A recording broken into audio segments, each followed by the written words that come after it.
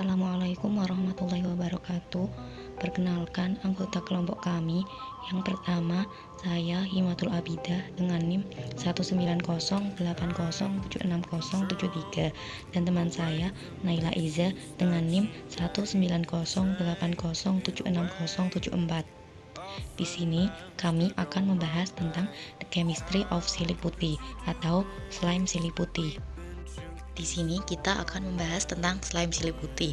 Nah, dari situ akan muncul pertanyaan seperti apa sih fungsi slime sili putih itu? Apa sih senyawa yang terkandung di dalamnya? Apa sih sisi negatif penggunaan slime sili putih? Apakah unsur di dalam senyawa tersebut logam atau non logam atau metaloid? Nah, akan ada pertanyaan-pertanyaan tersebut. Nah, maka dari itu di sini kami akan membahas tentang slime sili putih. Di sini kita akan memulai pembahasan tentang slime sili putih.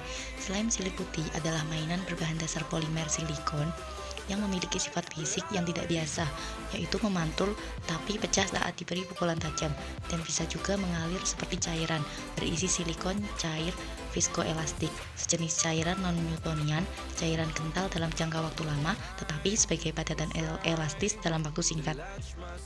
Awal mula dibuat selama penelitian menjadi pengganti karet potensial untuk digunakan oleh Amerika Serikat dalam Perang Dunia II.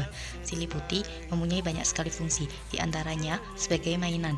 Di rumah dapat digunakan untuk menghilangkan zat seperti kotoran, serat, bulu hewan peliharaan, atau tinta dari berbagai permukaan.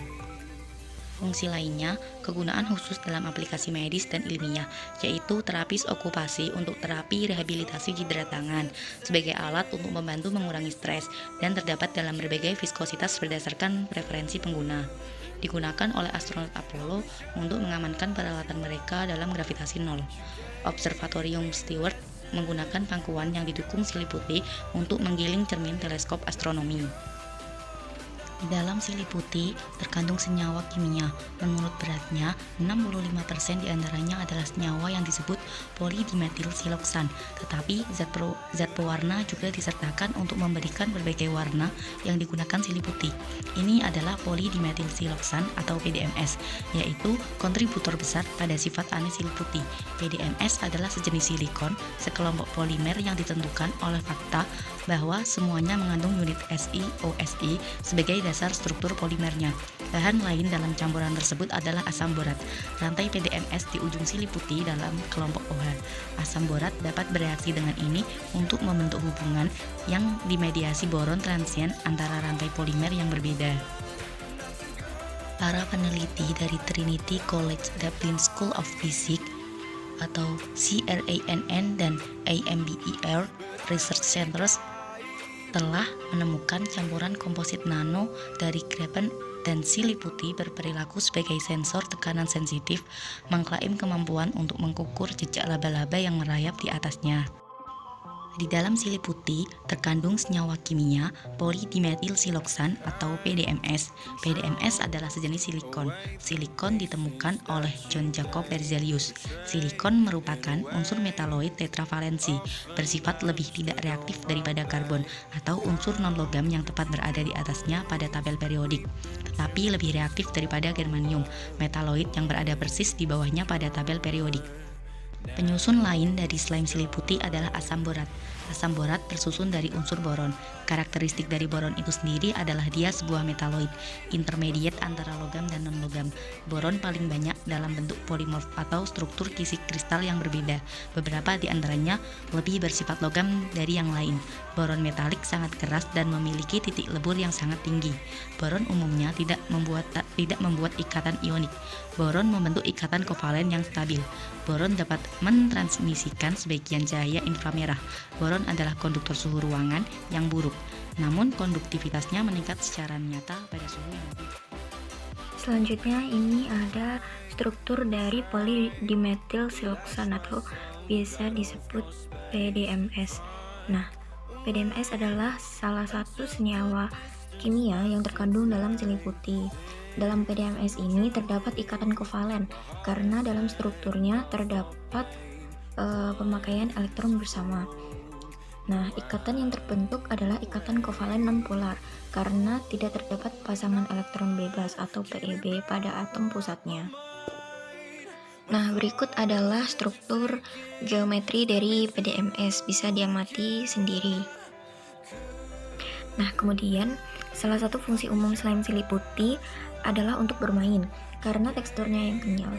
Ketika kita akan membuat slime, diperlukan larutan polivinil alkohol atau biasa disingkat PVA 4% dan larutan boraks 4%.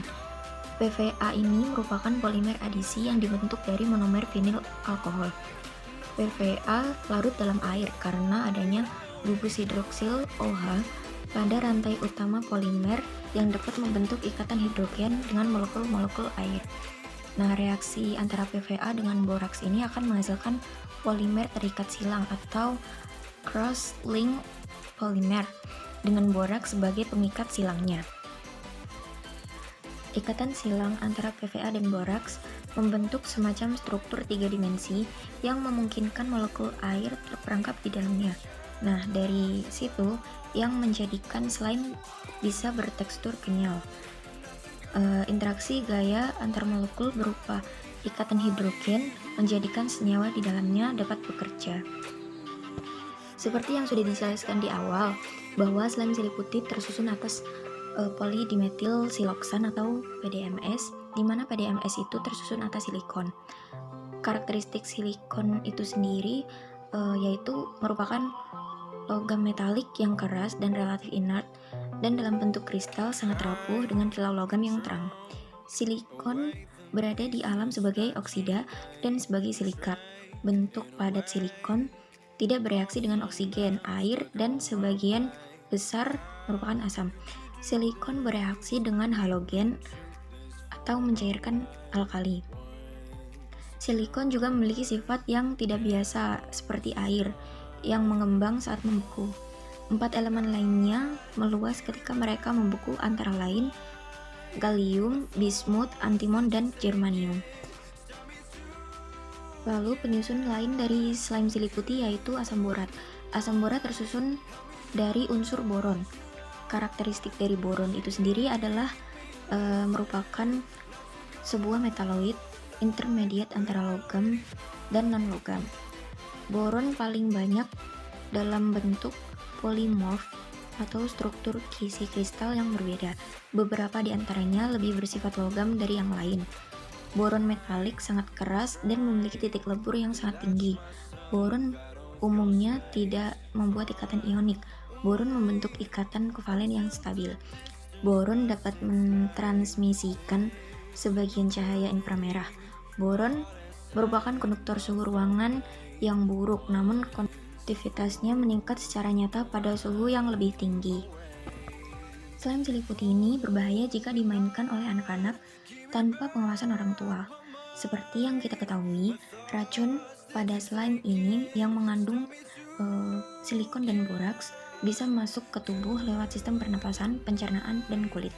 Misalnya, jika ada anak kecil memasukkan slime ke dalam mulutnya, bahkan dikunyah dan dicoba dimakan. Penggunaan boraks sebagai bahan slime membuat anak-anak berisiko mengalami keracunan. Sedikitnya 5 gram boraks itu dapat berbahaya dan berpotensi fatal jika seorang anak menelannya. Adapun bahaya yang bisa ditimbulkan jika seorang anak menelan boraks, yakni diare, shock, muntah, dan kematian.